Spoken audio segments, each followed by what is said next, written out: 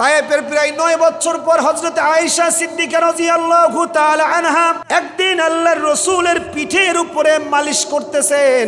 তো পিঠের উপরে দেখা যাইতেছে বসন্ত হলে যেমন দাগ দেখা যায়, ওই রকম দাগ আর ছিদ্র ছিদ্র হওয়া, গর্ত গর্ত মনে হয়। হযরত আয়েশা সিদ্দিকা ডাক দিয়ে বললেন, ওগো আল্লাহর পয়গম্বর, এই যে আপনার শরীরের মধ্যে বসন্তের দাগ পাওয়া যায়, আপনার কবে বসন্ত হয়েছিল?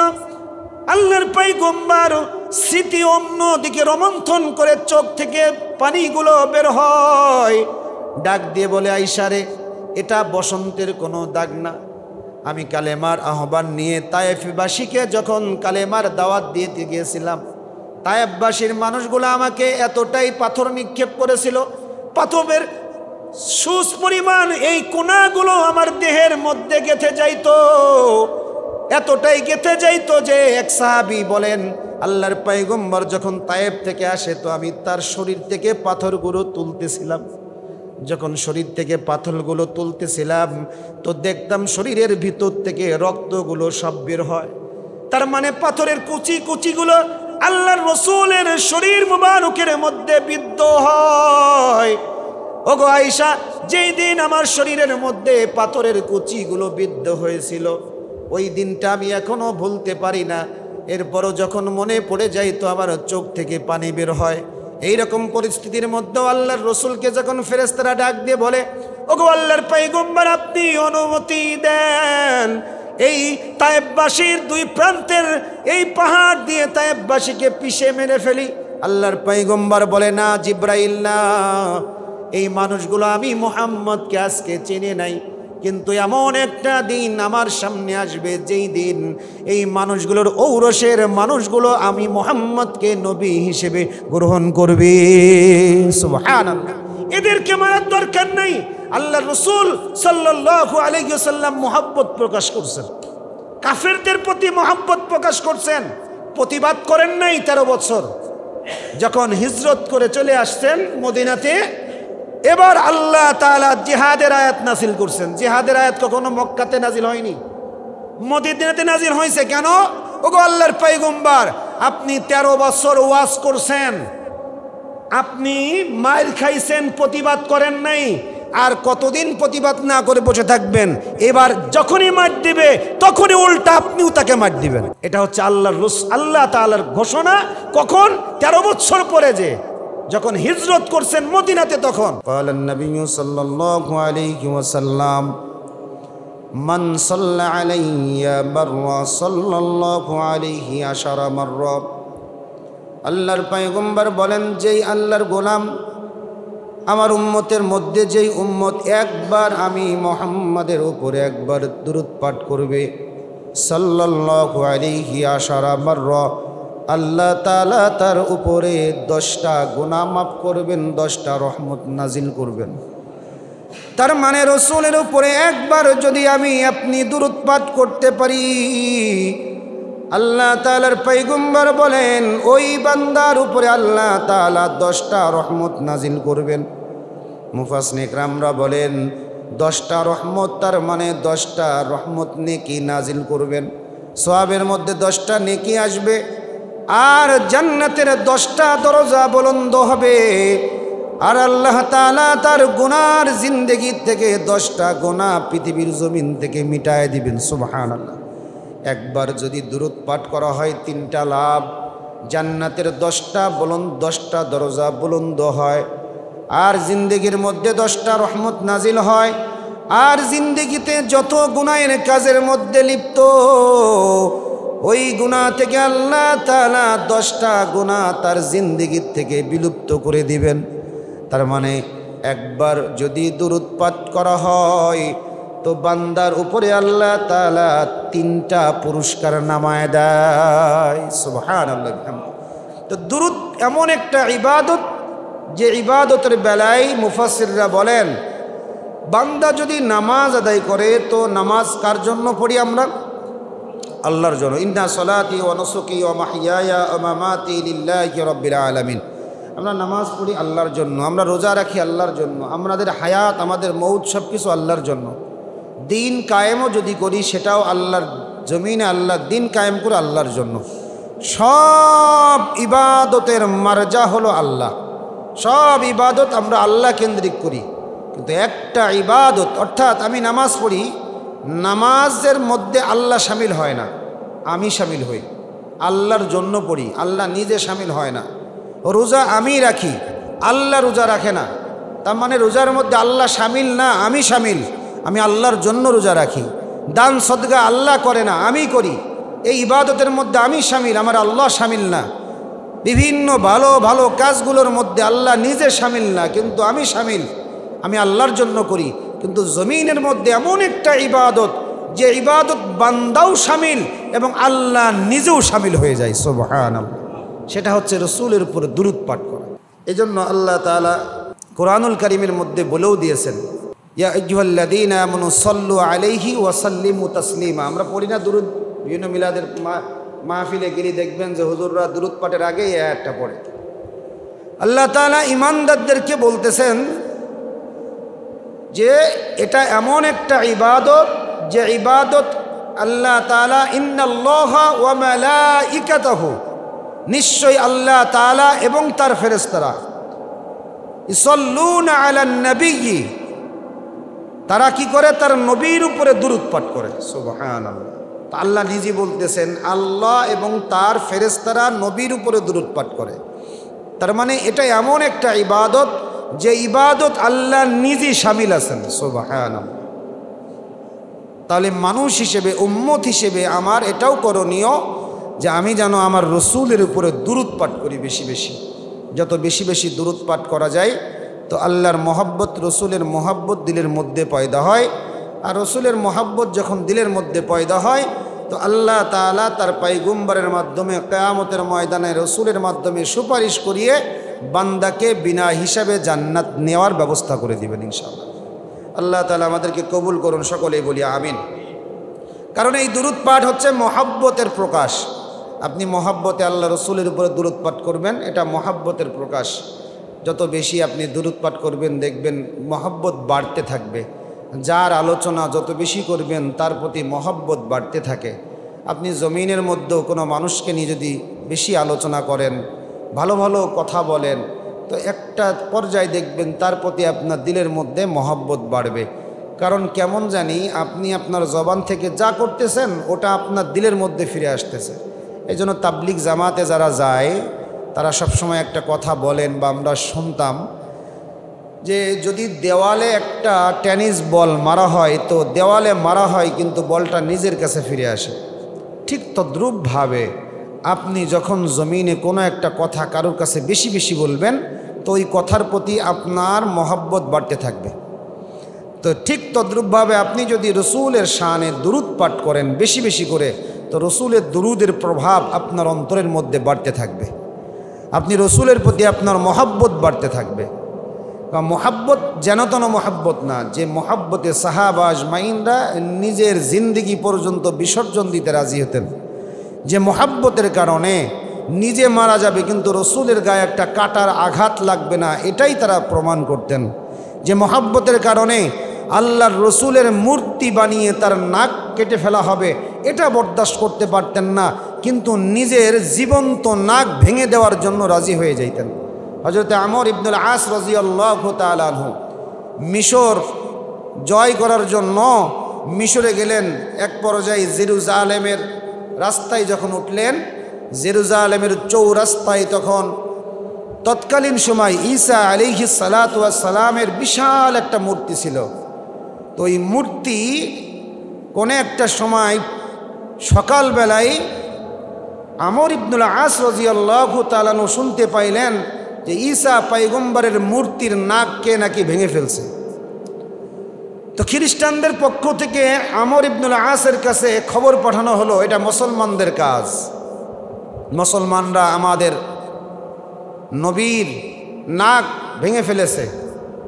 বিনিময়ে কি করতে চায় তারা এটা করতে চায় যে মুহাম্মদুর রাসূলুল্লাহ সাল্লাল্লাহু আলাইহি ওয়াসাল্লামের একটা মূর্তি তারা তৈরি করবে। তৈরি করে সবার সামনে মুহাম্মদের নাকের উপরে জুতা মেরে নাক ভেঙে ফেলবে তারা। নাউজুবিল্লাহি মিন যালিক। তো যখন আমর ইবনুল আস রাদিয়াল্লাহু তাআলা এই কথা শুনলেন, তো দিলের মধ্যে বড় ব্যথা পাইলেন। তো তার গোয়েন্দা বাহিনী ছিল খুব তীক্ষ্ণ। তিনি তার গোয়েন্দা বাহিনী দিয়ে খবর নিয়ে বুঝতে পারলেন এ কাজটা মুসলমানরা করেন নাই, এ কাজটা খ্রিস্টানের একজন করে মুসলমানদের উপরে দায় চাপাইতেছে। জমিনে এরকম হয় না, অনেক সময় দেখবেন বিধর্মীরা কাজ করে মুসলমানদেরকে দায় চাপায় দেয়। ঠিক ওই সময় খ্রিস্টানরা ঈসা পয়গম্বরের মূর্তির নাক ভেঙে মুসলমানদের উপরে দায় চাপায় দিচ্ছে। পরের দিন সকালবেলা আমর ইবনুল আস রাদিয়াল্লাহু তাআলা আনহু খ্রিস্টানদের কাছে সংবাদ পৌঁছায় দিলেন। ডাক দিয়ে বলতেছেন, খ্রিস্টান ভাইরা, তোমরা মুহাম্মদুর রাসূলুল্লাহ সাল্লাল্লাহু আলাইহি ওয়াসাল্লামের মূর্তি তৈরি করে নাক ভাঙতে চাও, কিন্তু আমি বলে দিলাম মুহাম্মদুর রাসূলুল্লাহ সাল্লাল্লাহু আলাইহি ওয়াসাল্লামের মূর্তি তৈরি করে তার নাক ভাঙার দরকার তোমাদের নাই। কারণ আমি স্বীকার করে নিলাম আমি আমর ইবনুল আস, মুসলমানদের সেনাপতি আমি আমর, আমি হইলাম তোমাদের ঈসা পয়গম্বর, তার মূর্তির নাকটা আমি নিজে ভেঙেছি। আমর ইবনুল আসের চিন্তা ছিল এমন, যেহেতু তারা নিজেরা নিজেদের নবীর নাক ভাঙছে, তার মানে তারা মুহাম্মদকে বেইজ্জতি করতে চায়। আমি আমর ইবনুল আস মুসলমানদের সেনাবাহিনী হয়ে মুহাম্মদের মূর্তির নাক কেমনে ভাঙতে দিই? সুতরাং আমি আমার জীবন্ত নাক ভাঙতে পারি, কিন্তু মুহাম্মদুর রাসূলুল্লাহ সাল্লাল্লাহু আলাইহি ওয়াসাল্লামের মূর্তির নাক ভাঙতে দিতে পারি না। এ কারণে নিজে ঈসা পয়গম্বরের মূর্তির নাক তিনি ভাঙে নাই, এরপরও নিজে নিজের দোষ কাঁধে নিতেছে।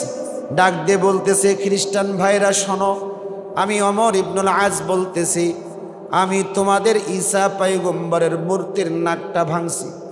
সুতরাং যদি নাকের বদলে নাক যদি তোমরা চাও, তাহলে আগামীকাল আমি তোমাদের জেরুজালেমের চৌরাস্তার মোড়ে আসব, তোমরা নাকের বদলে আমি আমর ইবনুল আসের এই জীবন্ত নাকটা ভেঙে ফেলো। আমাদের মুসলমানদের পক্ষ থেকে তোমাদেরকে কিছু বলা হবে না, কারণ এ চিন্তা থেকে আমর ইবনুল আস বলেছেন, কারণ জীবন্ত আমর ইবনুল আসের নাক ভাঙা যেতে পারে, কিন্তু মুহাম্মদুর রাসূলুল্লাহ সাল্লাল্লাহু আলাইহি ওয়াসাল্লামের মূর্তির নাক ভাঙতে দিতে রাজি না। সুবহানাল্লাহ। এটা ছিল সাহাবা আজমাইনদের দিলের মধ্যে মুহাম্মদুর রাসূলুল্লাহ সাল্লাল্লাহু আলাইহি ওয়াসাল্লামের মুহাব্বত। যে রাসূল করিম সাল্লাল্লাহু আলাইহি ওয়াসাল্লামের মূর্তির নাক ভাঙতে দিতে রাজি না। ওরা মুহাম্মাদের মূর্তি তৈরি করবে আর তার নাকটা জুতা দিয়ে মেরে ভাঙবে, নাউজুবিল্লাহ। এটা একজন মুসলমান হিসেবে, একজন সাহাবী হিসেবে সে গ্রহণ করতে পারে নাই, বরং নিজে না করলেও নিজে এটাকে বলে দিতেছেন যে আমি তোমাদের নবীর নাক ভাঙছি, তো আমার নাকটা তোমরা ভেঙে দাও। মহব্বত ছিল। তারিখ নির্ধারণ করা হলো, অমুক তারিখে আমর ইবনুল আসের নাক ভাঙা হবে। সেই তারিখ অনুযায়ী জেরুজালেমের চৌরাস্তায় হাজার হাজার খ্রিস্টানরা সব জড়ো হয়ে গেছে, মুসলমানরাও প্রত্যেকেই জড়ো হয়ে গেছে। কারণ আমর ইবনুল আস মুসলমানদের সেনা প্রধান, তার নাকটা আজকে জেরুজালেমের চৌরাস্তায় তার নাকটা ভাঙা হবে। এই চিন্তায় প্রত্যেক খ্রিস্টান আর মুসলমানরা জেরুজালেমের চৌরাস্তায় দাঁড়িয়ে পড়েছে। আমর ইবনুল আস যখন আসছেন, যখন খ্রিস্টানদের একজন পাদ্রী তার নাকটা কাটবে, এমত অবস্থায় যে নাকটা ঈসা পয়গম্বরের মূর্তির নাক ভেঙেছিল, ওই খ্রিস্টান একজন বড় আল্লাহর পাদ্রী, একজন গোলাম, তার দিলের মধ্যে এটা সাক্ষী দেয়, হায় রে, মুসলমানই তো এত দামি একটা ধর্ম যে নিজের নবীর মহব্বতটা দিলের মধ্যে এমন ভাবে রাখছে যে নিজের জান্ত নাকটা কেটে দিতে রাজি, কিন্তু তার নবীর মূর্তির নাকটা ভাঙতে তারা রাজি না। সাথে সাথে ওই খ্রিস্টান পাদ্রীর সামনে এসে খ্রিস্টান সেনাপতিকে আটকাইছেন, ডাক দিয়ে বলতেছেন, নেতা থেমে যান, কারণ আমর ইবনুল আস ঈসা পয়গম্বরের মূর্তির নাকটা সে ভাঙে নাই, সে নিজের নাকটা ভাঙতে চায়, কারণ তার নবীর মহব্বত তার অন্তরের মধ্যে এত গভীর যে তার নবীর মূর্তির নাকটা ভাঙার বদৌলতে তার নিজের জ্যান্ত নাকটা কেটে দিতে রাজি আছে। কিন্তু সে তো আসলে ঈসা পয়গম্বরের মূর্তির নাক শেষ ভাঙে নাই, বরং ঈসা পয়গম্বরের মূর্তির নাক ভেঙেছে একমাত্র আমি তার নাকটা ভেঙেছিলাম, কারণ মুসলমানদের উপরে দোষ চাপিয়ে যদি মুসলমানদেরকে পরাজিত করতে পারে, তো এই চিন্তা থেকে আমি আমার নবীর মূর্তির নাকটা ভেঙেছিলাম। যখন কিনা এই কথা বলছে, সাথে সাথে ওই পাদ্রী নিজেও কালেমা পড়ে মুসলমান হয়েছেন। আল্লাহু আকবার। শুধু একজন মুসলমান তাই নয়, ওই জায়গায় হাজার হাজার খ্রিস্টান মুসলমান আমর ইবনুল আসের চরিত্র আর আখলাক দেখে, তার নবীর প্রতি মহব্বত দেখে হাজার হাজার মানুষগুলো, খ্রিস্টানগুলো সেদিন কালেমা পড়ে মুসলমানদের কাতারে শামিল হয়েছেন। এটা ছিল আল্লাহর রসুলের প্রতি সাহাবীদের মহব্বত।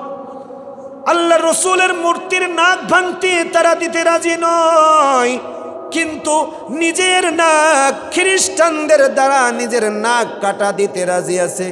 কিন্তু দিলের মধ্যে রসুলের প্রতি এত দরদ আর মহব্বত, যে মহব্বতের দরুন আল্লাহর রসুলকে কেউ বেইজ্জতি করবেন এটা মানতে রাজি না। সুবহানাল্লাহ বিহামদিহি। কতটা মহব্বত সাহাবা আজমাইনদের দিলের মধ্যে রসুলের প্রতি ছিল, যে মহব্বত তৈরি হয়েছে এমনি না, রসুলের প্রতি তাদের দরদ মহব্বত বাড়ছে, কারণ তারা রসুলকে সব সময় বেশি বেশি করে রসুলের প্রতি দুরূদ পাঠ করতেন, বেশি বেশি করে রসুলকে সালাম দিতেন, বেশি বেশি করে রসুলের চিন্তা চেতনাকে তারা প্রাধান্য দিতেন, যা বলতেন তারা সেটাই গ্রহণ করার চেষ্টা করতেন। এ মহব্বত এমনি তৈরি হয় নাই। আমাদের ভিতরে রসুলের উম্মত হিসেবে দিলের মধ্যে কতটুকু মহব্বত আমাদের নিজের দিলের কাছে প্রশ্ন করবেন। রাতে যখন ঘুমাইতে যায় বালিশের নিচে একটু হাতটা দিয়ে, কানের নিচে হাতটা দিয়ে চোখটা বন্ধ করে একটু যদি ফিকির করা যায়, হারে সারাটা দিন 24 ঘন্টায় আমি আমার নবীর জন্য, আমি আমার আল্লাহর জন্য কতটুকু সময় ব্যয় করলাম। দুনিয়ার জমিনে তো আমি আমার সন্তানের জন্য সময় দিলাম, 24 ঘন্টায় আমি আমার নিজের জন্য সময় দিলাম, 24 ঘন্টায় আমি আমার বিবির জন্য সময় বের করলাম, আমার মা বাবার জন্য সময় বের করলাম, আমার বন্ধু বান্ধবের জন্য সময় বের করলাম, আমি আমার ব্যবসার জন্য সময় বের করলাম। যেই মালিক আমাকে 3.5 হাত বডির মধ্যে কোটি কোটি টাকার সম্পদ দিয়ে রাখছেন, যেই পয়গম্বর নবী মুহাম্মদুর রাসূলুল্লাহ সাল্লাল্লাহু আলাইহি ওয়াসাল্লাম আমাকে জিন্দা অবস্থায় আমাদেরকে এত মহব্বত করছেন, সেই নবীর জন্য আমার দিলের মধ্যে মহব্বত কোন জায়গায়, সেই আল্লাহর জন্য আমার দিলের মধ্যে মহব্বত কোন জায়গায়, এতটুকু ফিকির যদি দিনের মধ্যে একবার করা যায়, তো রসুলের প্রতি আমাদের দিলের মধ্যে, আল্লাহর প্রতি আমাদের দিলের মধ্যে মহব্বত বাড়তে থাকবে। কারণ ফিকির মান বান্দার দিলের মধ্যে আল্লাহ এবং তার রসুলের মহব্বত বাড়ে। যারা ফিকির মান্দ হয়, যারা দিন নিয়ে ফিকির করে, দিন নিয়ে যারা চিন্তা করে, এই মানুষগুলো দিলের মধ্যে আল্লাহ এবং তার রসুলের প্রতি মহব্বত বাড়ে। তা আমাদের উম্মত হিসেবে রসুলের প্রতি করণীয় 5 নম্বর কি বললাম বলেন? বেশি বেশি করে দুরূদ পাঠ করা। রবিউল আউয়াল মাস, বেশি বেশি করে আমরা আল্লাহর রসুলের প্রতি দুরূদ পাঠ করব। দুরূদ পাঠ করব, একবার করব তো 10টা গুনাহ মাফ হবে। সুবহানাল্লাহ বলেন। একবার পড়ব তো 10টা রহমত নাজিল হবে, বলেন না সুবহানাল্লাহ। একবার পড়ব তো জান্নাতে 10টা দরজা আল্লাহ তাআলা আমার জন্য বলন্দ করবেন। একবার দুরূদ পাঠ করবেন তো আল্লাহ তাআলা কেমন জানি 3টা পুরস্কার দিতেছেন। 1 নম্বর পুরস্কারের মধ্যে 10টা, 2 নম্বর পুরস্কারের মধ্যে 10টা, 3 নম্বর পুরস্কারের মধ্যে 10টা, হিসেব করলে 30টা পুরস্কারে পুরস্কৃত করতেছেন। দুরূদ পাঠ করব কয়বার? একবারে আল্লাহ তাআলা এই পরিমাণ পুরস্কার আমাকে আপনাকে দান করতেছেন। শুধু পড়বেন সাল্লাল্লাহু আলাইহি ওয়াসাল্লাম, পড়েন না একবার সাল্লাল্লাহু আলাইহি ওয়াসাল্লাম। এটা ঘুরতে ফিরতেই তো পড়া যায়, চলতেছেন, কোনো কাম নাই, চলতেছেন তো পড়েন সাল্লাল্লাহু আলাইহি ওয়াসাল্লাম, সাল্লাল্লাহু আলাইহি ওয়াসাল্লাম। হাতের কর গুনে গুনে পড়তে পারেন, নাক কর গুনেও পড়তে পারেন। আপনি যত পড়বেন আল্লাহ তাআলা তত নেকি আপনাকে দান করবেন, তত গুনাহ মাফ করতে থাকবেন। সুবহানাল্লাহ। তো 6 নম্বর হলো, যদি কখনো আমাদের নিজেদের মধ্যে ঝগড়া বিবাদ লাগে, ওই ঝগড়া বিবাদে আল্লাহর রসুলকে সামনে রাখা। যেমন যদি কখনো আমার সাথে অন্য কারো ঝগড়া লেগে যায় কোনো কারণে, তখন রসুলকে সামনে রাখার অর্থ হলো যে রসুলের হাদিস এটাকে কেন্দ্র করে রসুল কি বলছেন ওটাকে ফলো করা। মনে করেন আপনার জমি জায়গা নিয়ে 2 ভাইয়ের মধ্যে দ্বন্দ্ব, ঝগড়া বাঁধছে, এখন আপনি কি করবেন? এখন আপনি দেখবেন আমার রসুল জমি জায়গা নিয়ে, ভাইয়ের জমি জায়গা নিয়ে কি বলছেন এটা ফলো করবেন। রসুল যেটা বলছেন আপনি ওটা ফলো করবেন। এটা হচ্ছে একজন উম্মত হিসেবে তার নবীর জন্য করণীয়। যে আল্লাহ তাআলা বলেন যে যখন তোমাদের মধ্যে ঝগড়া বিবাদ লাগবে, তখন অবশ্যই তোমরা কি করবা? রসুলকে তোমাদের সামনে নিয়ে আসবা, যাতে করে তোমাদের ঝগড়া বিবাদটা কি হয়ে যায়? একেবারে নিঃশেষ হয়ে যায়। এজন্য আল্লাহ তাআলা বলেও দিয়েছেন, ফালা ওয়া রাব্বিকা লা ইউমিনুনা হাত্তা ইউহাক্কিমুকা ফিহা শাজারা বাইনাহুম। আল্লাহ তাআলা বলে দিতেছেন যে যখন তোমাদের মধ্যে ঝগড়া বিবাদে তোমরা একে অপরের মধ্যে লিপ্ত হবা, তখন তোমরা রসুলকে ঝগড়া মিটানোর মাধ্যম বানাবা। সুবহানাল্লাহ। মাধ্যমটা এইভাবে যে কোন জিনিসকে কেন্দ্র করে তোমরা ঝগড়া বিবাদে লিপ্ত, তো ওই জিনিসকে কেন্দ্র করে আল্লাহ রসুল কি বলছেন, আল্লাহ তাআলা কি বলছেন, রসুল কি বলছেন, ওই রসুলের কথাকে প্রাধান্য দিয়ে ঝগড়া বিবাদ মিটাবার চেষ্টা করবা। তাহলে 6 নম্বর হলো, ঝগড়া বিবাদ লাগলে আমরা রসুলের কথাগুলোকে এটাকে কেন্দ্র করে সামনে রাখা। এটা একজন উম্মত হিসেবে তার রসুলের উপরে করণীয়। 7 নম্বর, নবীকে যথা স্থানে রেখে সম্মান প্রদর্শন করা। নবীকে আল্লাহর জায়গায় রাখা যাবে? বলেন, সবাই বলেন, নবীকে আল্লাহর জায়গায় রাখা যাবে না। নবীকে নবীর জায়গায় রাখতে হবে। নবীকে নবীর জায়গায় রেখে সম্মান করা। যদিও বিভ্রান্তিমূলক কথা, কিন্তু বলতেছি না, এটা কিছু কথা অত্যন্ত জরুরি আপনাদের সামনে, কিন্তু আজকে সময় নেই তাই বলবো না। শুধু এতটুক বলি, গত সোমবারে আমরা এখানে একটা প্রোগ্রাম হওয়াটা দোষণীয় না, কিন্তু একজন বক্তার কিছু বক্তব্য শোনার পর দিলের মধ্যে খুব খারাপ লাগছে। নবীকে নবীর জায়গায় না রেখে যদি আপনি ভিন্ন জায়গায় রাখেন, নবীকে অসম্মান করা হয়। আমাদের সমাজে 2টা কথা খুব বেশি প্রচলিত। এক গ্রুপ আছে নবী মাটির তৈরি, আর এক গ্রুপ আছে নবী নূরের তৈরি, তাই না? এই কথা বলে না? আচ্ছা আপনি বলেন তো, আপনি মারা গেলে ফেরেশতা আপনার কাছে এই কথা জিজ্ঞেস করবে, নবী নূরের তৈরি না মাটির তৈরি? জিজ্ঞেস করবে? নবী নূরের তৈরি হোক আর নবী মাটির তৈরি হোক, আপনার আমার কি যায় আসে? আমার আপনার কোনো যায় আসে? কিয়ামতের ময়দানে কবরের মধ্যে জিজ্ঞাসা করা হবে তোমার নবী কে ছিলেন, এটা জিজ্ঞাসা করা হবে তুমি নবীর সুন্নতকে আঁকড়ে ধরতে পারছো কিনা, এটা জিজ্ঞেস করা হবে তুমি নবীর বিধান পালন করছো কিনা, নবীর তরিকা অনুযায়ী আমল করছো কিনা, এগুলো জিজ্ঞেস করা হবে। নবী নূরের তৈরি না মাটির তৈরি, এটা জিজ্ঞেস করে আল্লাহ তাআলা আপনার আমার কাছে এই জিনিসগুলো জিজ্ঞেস করবেন না। সুতরাং দুনিয়ার মধ্যে আমি আপনি মাথা ফাটিয়ে লাভ কি? নবী নূরের তৈরি না মাটির তৈরি? এখানে আমারও তো বক্তব্য ছিল মাগরিব থেকে ঈশা পর্যন্ত। আমি তো নবীর শান নিয়ে আলোচনা করছি, নবীর মান নিয়ে আলোচনা করছি। বিভ্রান্তিমূলক কথা তো আমিও বলতে পারতাম ইচ্ছা করলে, কিন্তু সাধারণ জনগণের মধ্যে ইখতিলাফি মাসালা যেগুলা, মত পার্থক্য বক্তব্য যেগুলা, এগুলো কখনো সাধারণ মানুষের মধ্যে বক্তব্য দিতে হয় না। সাধারণ মানুষকে বলতে হবে কোন আমল করলে কি লাভ, এই আমল করলে আপনার আল্লাহ তাআলা কি দিবে, এই আমলের কথা সাধারণ মানুষের সামনে বলতে হয়। বিভ্রান্তি বা ইখতিলাফি মাসালার আলোচনাগুলা উলামা ইকরামদের মাঝে বলতে হয়। উলামা ইকরামরা আপনার মাসালা ভিত্তিক কথা বললে সে ধরতে পারবে, আর সাধারণ মানুষের মধ্যে ইখতিলাফি মাসালা ভিত্তিক কথা বললে আপনি ধরতে পারবেন? আপনার মধ্যে সেই ইলম আছে? নাই তো। আপনাদেরকে বলতে গেলে, সাধারণ মানুষকে বলতে গেলে বলতে হয় এই আমল করলে কি লাভ, কয়টি আমল করলে কয়টি লাভ, এই আমলের শিক্ষাগুলো সাধারণ মানুষকে দিতে হয়।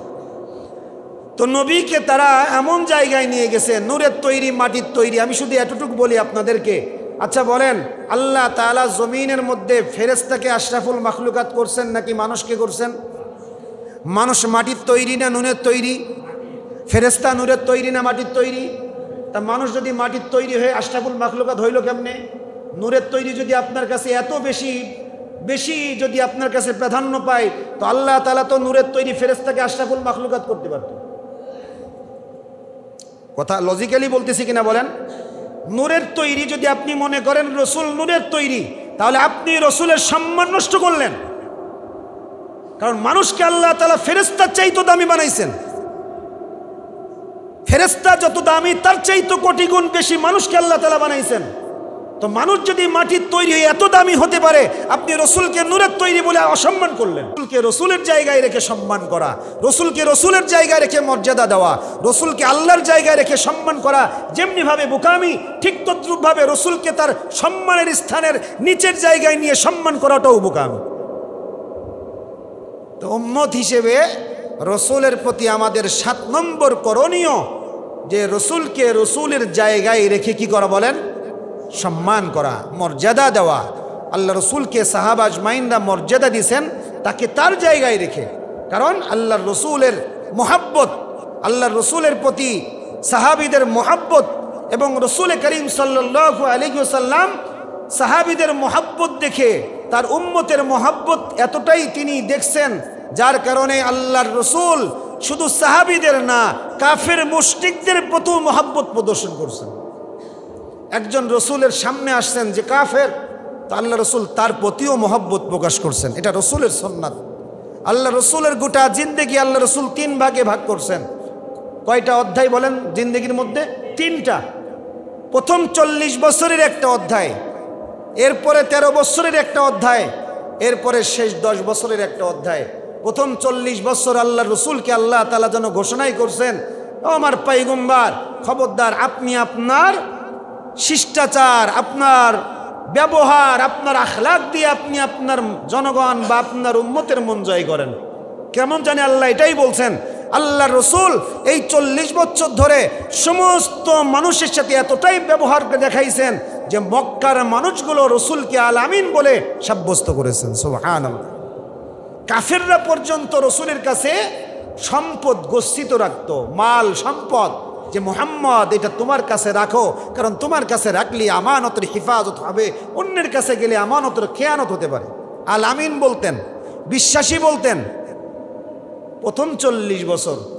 এই 40 বছরের পরে যখন আল্লাহর পয়গম্বর 13 বছরের মক্কার জিন্দেগি যখন নবুয়াত পেয়ে গেল 40 বছরের পর, তখন আল্লাহ তাআলা রসুলকে ঘোষণা করলেন, ও পয়গম্বর, প্রথম 40 বছর তো আপনি ওয়াজ নসিহত করেন নাই, কারণ আমি আপনাকে অর্ডার দিই নাই। এখন আপনি ওয়াজ নসিহত করবেন। কোন দিকে? কালেমার দিকে মানুষকে দাওয়াত দিবেন। ওয়াজ করবেন কোন দিকে? জান্নাতের দিকে ওয়াজ করবেন, কালেমার দিকে আহ্বান করবেন। তবে হ্যাঁ, যদি এই ওয়াজ করতে গিয়ে আপনাকে কেউ কটূক্তি করে, কেউ আপনার উপরে হামলা করে, কেউ আপনাকে যদি অপমান করে, বিন্দু পরিমাণ প্রতিবাদ করবেন না। কে বলছেন? প্রথম 2য় অধ্যায়ের 13 বছর মক্কার জিন্দেগিতে আল্লাহ তাআলা বলতেছেন, এই 13 বছর আপনি যে মানুষকে ওয়াজ করবেন, সবাই আপনার কথা গ্রহণ করবে না, আপনাকে কটূক্তি করবে, আপনার উপরে জুলুম করবে, নির্যাতন করবে, কিন্তু খবরদার আপনি কারোকে প্রতিবাদ করবেন না। আল্লাহ রসুল 13 বছর মক্কার জিন্দেগিতে দাওয়াতি কালেমার দাওয়াত দিছেন, প্রতিবাদ করেন নাই। তায়েফের ময়দানে গেছেন, তায়েফবাসীকে দাওয়াত দিছেন, মার খেয়ে আসছেন। তায়েফের প্রায় 9 বছর পর হযরত আয়েশা সিদ্দিকা রাদিয়াল্লাহু তাআলা আনহা একদিন আল্লাহর রসুলের পিঠের উপরে মালিশ করতেছেন। তো পিঠের উপরে দেখা যাইতেছে বসন্ত হলে যেমন দাগ দেখা যায়, ওই রকম দাগ আর ছিদ্র ছিদ্র হওয়া, গর্ত গর্ত মনে হয়। হযরত আয়েশা সিদ্দিকা ডাক দিয়ে বললেন, ওগো আল্লাহর পয়গম্বর, এই যে আপনার শরীরের মধ্যে বসন্তের দাগ পাওয়া যায়, আপনার কবে বসন্ত হয়েছিল? আল্লাহর পয়গম্বর স্মৃতি অন্যদিকে রোমন্থন করে চোখ থেকে পানিগুলো বের হয়। ডাক দিয়ে বলে, আয়েশা রে, এটা বসন্তের কোনো দাগ না। আমি কালেমার আহ্বান নিয়ে তায়েফবাসীকে যখন কালেমার দাওয়াত দিতে গিয়েছিলাম, তায়েফবাসীর মানুষগুলো আমাকে এতটাই পাথর নিক্ষেপ করেছিল, পাথরের সুস পরিমাণ এই কোনাগুলো আমার দেহের মধ্যে গেঁথে যাইতো, এতটাই গেঁথে যাইতো যে এক সাহাবী বলেন, আল্লাহর পয়গম্বর যখন তায়েফ থেকে আসে তো আমি তার শরীর থেকে পাথরগুলো তুলতেছিলাম। যখন শরীর থেকে পাথরগুলো তুলতেছিলাম তো দেখতাম শরীরের ভিতর থেকে রক্তগুলো সব বের হয়। তার মানে পাথরের কুচি কুচিগুলো আল্লাহর রসুলের শরীর মুবারকের মধ্যে বিদ্ধ হয়। ওগো আয়েশা, যেই দিন আমার শরীরের মধ্যে পাথরের কুচিগুলো বিদ্ধ হয়েছিল, ওই দিনটা আমি এখনো ভুলতে পারি না। এরপরও যখন মনে পড়ে যায় তো আমার চোখ থেকে পানি বের হয়। এইরকম পরিস্থিতির মধ্যেও আল্লাহর রসুলকে যখন ফেরেশতারা ডাক দিয়ে বলে, ওগো আল্লাহর পয়গম্বর, আপনি অনুমতি দেন এই তায়েফবাসীর দুই প্রান্তের এই পাহাড় দিয়ে তায়েফবাসীকে পিষে মেরে ফেলি। আল্লাহর পয়গম্বর বলে, না জিব্রাইল, না, এই মানুষগুলো আমি মুহাম্মদকে আজকে চিনি নাই, কিন্তু এমন একটা দিন আমার সামনে আসবে যেই দিন এই মানুষগুলোর ঔরসের মানুষগুলো আমি মুহাম্মদকে নবী হিসেবে গ্রহণ করবে। সুবহানাল্লাহ। এদেরকে মারার দরকার নাই। আল্লাহর রাসূল সাল্লাল্লাহু আলাইহি ওয়াসাল্লাম মুহাব্বত প্রকাশ করছেন, কাফেরদের প্রতি মুহাব্বত প্রকাশ করছেন, প্রতিবাদ করেন নাই 13 বছর। যখন হিজরত করে চলে আসছেন মদিনাতে, এবার আল্লাহ তাআলা জিহাদের আয়াত নাজিল করছেন। জিহাদের আয়াত কখনো মক্কাতে নাজিল হয়নি, মদিনাতে নাজিল হয়েছে। কেন? ওগো আল্লাহর পয়গম্বর, আপনি 13 বছর ওয়াজ করছেন, আপনি মাইর খাইছেন, প্রতিবাদ করেন নাই, আর কতদিন প্রতিবাদ না করে বসে থাকবেন? এবার যখনই মার দিবে তখনই উল্টা আপনিও তাকে মার দিবেন। এটা হচ্ছে আল্লাহ তাআলার ঘোষণা। কখন? 13 বছর পরে, যে যখন হিজরত করছেন মদিনাতে। তখন আমরা রসুলের ব্যাপারে অনেক কথা বলি, যা আল্লাহর পয়গম্বর তো কখনো প্রতিবাদ করেন নাই। আমরা শুধু মক্কার জিন্দেগির ইতিহাসটা বলি, মদিনার জিন্দেগির ইতিহাস অনেকে আমরা জানি না। এই জন্য ইসলাম এমন একটি ধর্ম, ইসলাম এমন একটা জীবন ব্যবস্থা, ইসলাম কখনো আগ বাড়িয়ে কারোর উপরে হামলা করে না। আগে যদি হামলা তার উপরে হয় তবেই কেবলই তারা প্রতিবাদ করতে পারে। এছাড়া ইসলাম কখনো আগ বাড়িয়ে কোনো ধর্মের প্রতি, কোনো ধর্মের মানুষের প্রতি কারোর উপরে কখনো আগ বাড়িয়ে হামলা করার বিধান ইসলামের মধ্যে নাই। এই জন্য 13 বছর মাইর খাইছেন। এরপরে 10 বছর পরে, যে 10 বছর আল্লাহ তাআলা রসুলের শেষ 10 বছরে আল্লাহ তাআলা ঘোষণা করছেন, এবার আর মার খাবেন না, আপনার এখন সব কিছু শক্ত হয়ে গেছে, আপনার জায়গাটা শক্ত হয়েছে, আপনি মদিনার এখন প্রেসিডেন্ট। সুতরাং আপনার জনবল আছে, আপনি যদি আঘাতপ্রাপ্ত হন তাহলে তাদেরকে দাঁত ভাঙার জবাব দেওয়ার জন্য আপনি প্রস্তুত থাকবেন। এরপরে শেষ 10 বছর আল্লাহর রসুল তার এই জিন্দেগিটাকে পার করছেন এমনভাবে, যদি কখনো তার উপরে হামলা হয়েছে, ইসলামের উপরে হামলা হয়েছে, তো আল্লাহ তাআলা তার রসুলের মাধ্যমে জিহাদগুলো সংগঠিত হয়েছে। এই 10 বছরের মধ্যেই জিহাদ হয়েছে। বাকি 53 বছরে কোনো জিহাদের আয়াত নাজিল হয় নাই, 10 বছর হয়েছে। তো রসুলের যদি আনুগত্য স্বীকার করতে হয়, শুধু 13 বছর আর 40 বছরের আনুগত্য না, ওই 10 বছরের আনুগত্য মানসিকতাও দিলের মধ্যে রাখা যায়। আল্লাহ রসুল বলেন, যদি কোনো ব্যক্তি মাতা ওয়ালাম ইয়াকদু ওয়ালাম ইউহাদ্দিস বিহি মাতা আলা শুবাতিন বিন নিফাক, যদি কোনো ব্যক্তি মৃত্যুবরণ করে কিন্তু সে দিলের মধ্যে কখনো জিহাদের তামান্না রাখে নাই, জিহাদে যায় নাই ঠিক আছে, কিন্তু তামান্না আকাঙ্ক্ষা রাখে নাই যে দিন কায়েম করব, এই আকাঙ্ক্ষা দিলের মধ্যে রাখে নাই, সে যতই নামাজি হোক না কেন, যতই হজ করুক না কেন, সে মারা যাবে। আল্লাহ রসুল বলে সে মুনাফিক হালাতে মারা যাবে। এই জন্য জিহাদের তামান্না রাখতে হয়, ওই 10 বছরের অনুসরণ। জিহাদের তামান্না রাখা, যেন আমি আল্লাহর দিন জমিনের মধ্যে প্রতিষ্ঠিত করব। যদি কেউ করে তাদেরকে সহযোগিতা করা, আমি না গেলাম ঠিক আছে, অর্থ দিয়ে হোক বা পরামর্শ দিয়ে হোক, সহযোগিতা করার অর্থ হলো আমার দিলের মধ্যেও জিহাদের তামান্না আছে। আল্লাহ তাআলা আমাদের সকলকে রসুলের প্রতি আনুগত্য স্বীকার করার, পরিপূর্ণ আনুগত্য স্বীকার করার তৌফিক আমাদের সকলকে দান করুন। সকলেই বলি আমিন।